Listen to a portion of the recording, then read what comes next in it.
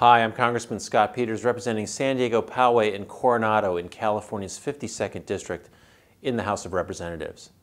As a member of the Safe Climate Caucus, I wanted to take a moment to talk about climate change, why businesses are moving to address it, and the carbon emissions rule that the Environmental Protection Agency just proposed. Now, the scientific consensus is that climate change is real, human activity is largely responsible, and it's leading to more extreme weather events. Those are the facts. But while scientists have made it clear, many of my colleagues in Congress refuse to believe science.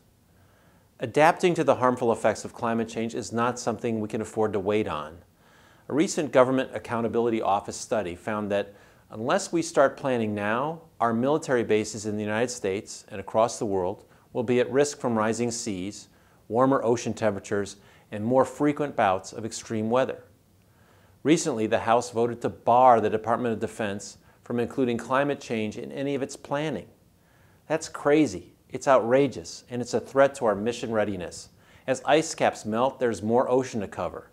Drought and extreme weather events will only increase global conflict around resources.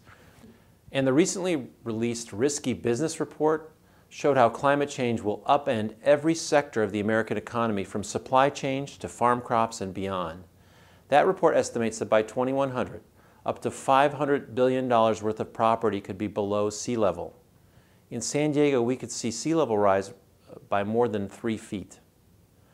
Already, business groups and insurance and reinsurance companies are taking the long-term impacts of climate change into account. They aren't doing it because they're environmentalists, but they're doing it because it's smart business practice. Now, as Congress argues about whether climate change is human-induced, we should be preparing communities to withstand its harmful impacts. As our mothers taught us, pray for the best, but prepare for the worst. That's why I introduced bipartisan legislation to give communities and local governments more information on resiliency and preparedness. Resiliency efforts save lives and money. For every dollar we invest in preparedness, we save $4 in future losses.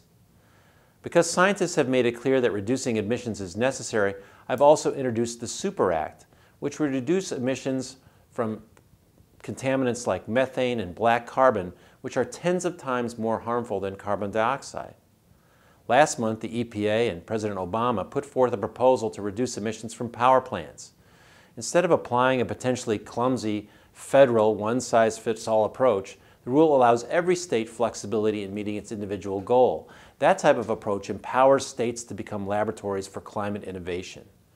Already, states and localities are leading the way to prepare for and taking efforts to mitigate climate change. San Diego and numerous other cities are implementing climate action plans, and the federal government is likely to follow suit.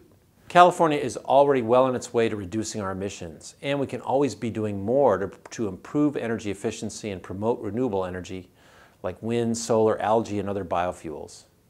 In the coming months, as many congressional Republicans continue to not deny science and climate change, it will be up to communities across the country to step up their preparedness and resiliency efforts.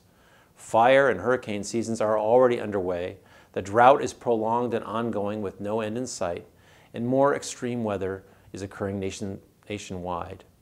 It's time to act.